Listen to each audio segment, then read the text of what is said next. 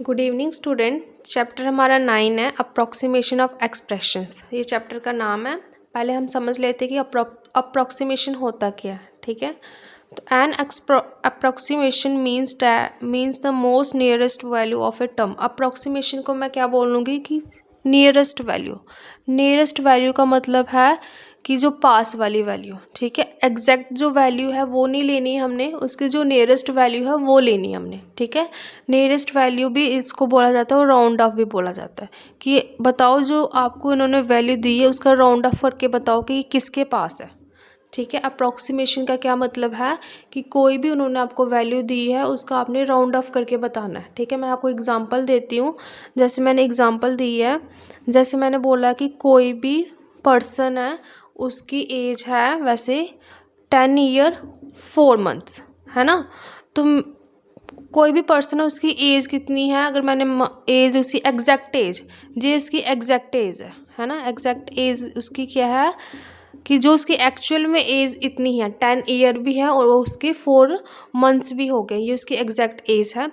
But वहीं पर मैं अगर बोलूँ कि इसकी अप्रॉक्स एज, क्योंकि हम अप्रॉक्स लेके चलते हैं, अगर किसी बच्चे की एज है 10 ईयर 4 मंथ्स, वो 10 ईयर 4 मंथ्स कभी नहीं बोलेगा, है ना। वो क्या बोलेगा कि मेरी एज कितनी है 10 ईयर, क्योंकि अप्रॉक्स इतनी ही बनती है उसकी। कभी नहीं बोलेगा कि मेरी एज 10 ईयर 4 मंथ्स। अगर किसी की एज है 15 ईयर 2 मंथ्स, तो वो ये भी नहीं बोलेगा कि मेरी एज 15 ईयर 2 मंथ्स है, वो बोलेगा मेरी एज 15 ईयर है ना। तो यहाँ पर अप्रॉक्स का यूज़ होता है। ठीक है, यहाँ पर हम मंथ्स को नहीं लेते हैं। जैसे अभी भी तो है कि किसी पर्सन की एज है 10 ईयर 4 मंथ्स, और डेज़ भी तो होते हैं, क्या पता 15 डेज हो जाए। तो वो इतना पूरा लेके थोड़ी ना बताएगा कि मेरी एज है 10 ईयर 4 मंथ्स 15 डेज, ऐसा कभी नहीं वो बोलेगा। अप्रॉक्स लेके चलेगा और बोलेगा कि मेरी एज है 10 ईयर। तो यहाँ पर अप्रॉक्सीमेशन का यूज़ होता है। ठीक है, अब अप्रॉक्सीमेशन कैसे करते हैं वो सीख लेते हैं। कि जैसे मैंने बोला है कि जैसे बोला जाता है कि जैसे 1 है, ठीक है, मैंने कोई भी डिजिट लिया है, जैसे मैंने लिया है 6। अब 6 जाएगा कि आगे जाएगा कि पीछे जाएगा।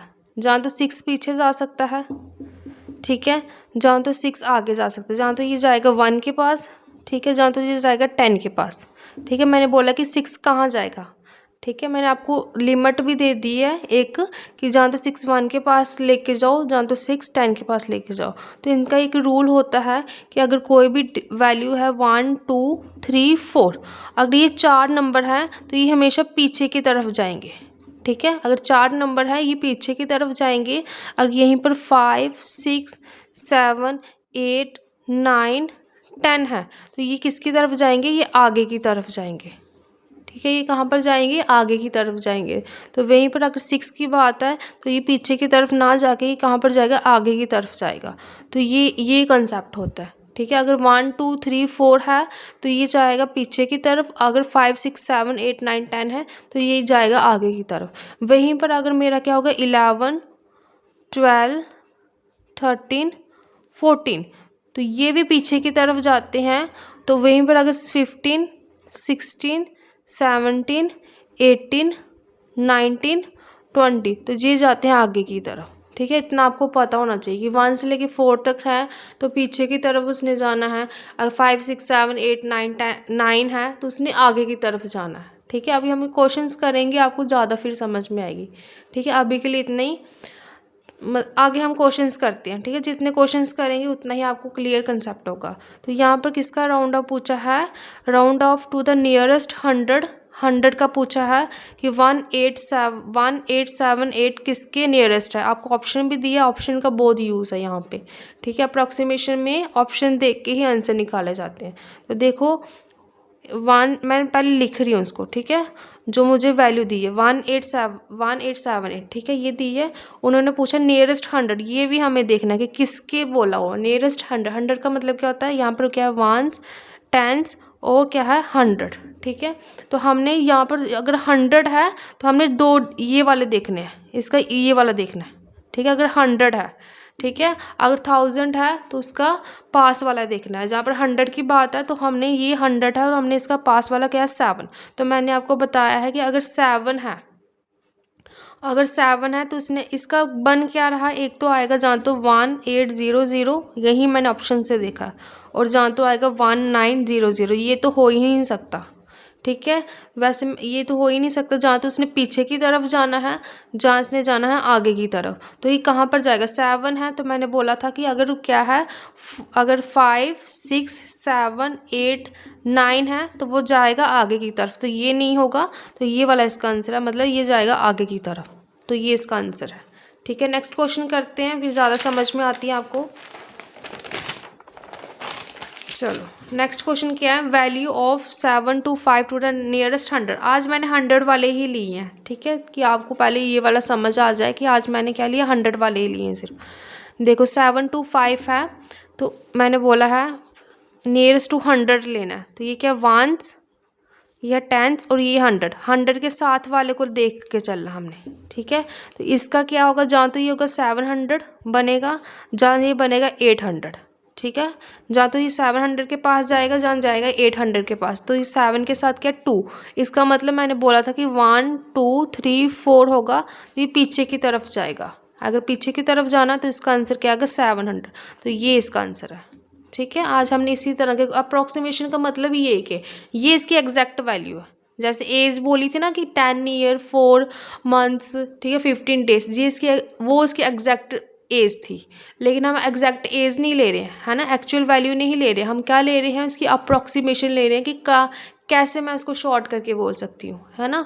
तो जैसे आपके मार्क्स भी तो आते हैं, आपके मार्क्स सपोज आ गए आपके मार्क्स 4.5, तो उसका अप्रॉक्स क्या होता है 5। कभी भी आपकी रिपोर्ट कार्ड होगी ना, तो रिपोर्ट कार्ड में कभी भी 4.5 नहीं दिए जाते, वो उसका अप्रॉक्सीमेशन करते हैं, 4.5 का बन जाता है 5। ठीक है, वहीं पर अगर 4.2 होता ना, तो इसका अप्रॉक्सीमेशन कर देते, तो वो 4 लिख देते रिपोर्ट कार्ड में। ठीक है, ये यहाँ पर अप्रॉक्सीमेशन का यूज़ होता है, एज में भी बताया, रिपोर्ट कार्ड में भी इसका यूज़ है ना। 4.5 है उस किसी बच्चे का मार्क्स, तो वो रिपोर्ट कार्ड में 4.5 नहीं देंगे, वो उसका अप्रॉक्स करेंगे 5, उसके 5 मार्क्स आ जाएंगे।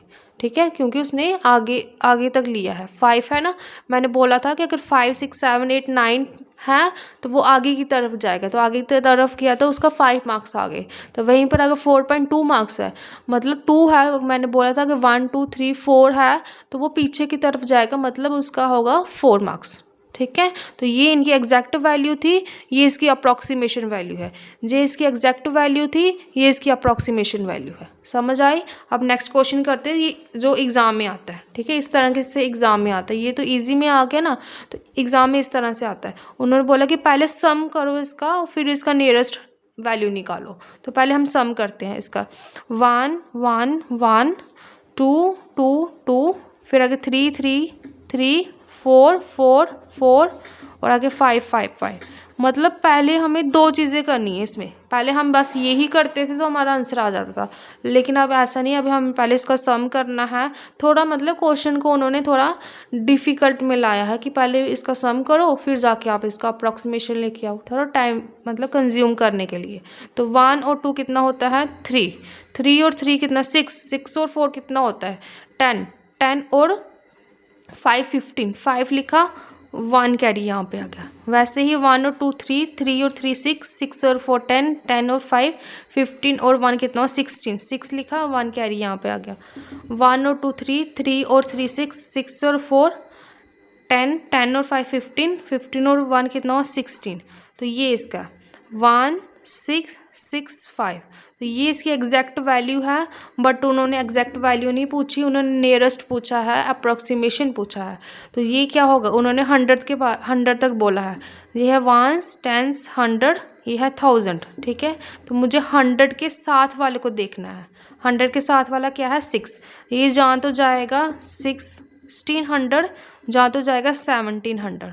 तो साथ वाली क्या है 6 के 100 के साथ वाले, ये 100 है, इसके साथ वाली क्या है 6। तो मैंने बोला था कि अगर आपका 5 6 7 8 हो 9 होगा तो इसने आगे की तरफ जाना, तो इसका आंसर क्या होगा 1700, पीछे नहीं जाएगा क्योंकि 6 है यहाँ पे, 6 आगे ही जाता है। तो 17 आंसर इसका 1700 आंसर ये वाला है, सेकंड वाला। ठीक है, तो आज की वीडियो में इतना ही, कल हम नेक्स्ट क्वेश्चन करेंगे। ठीक है, थैंक यू सो मच।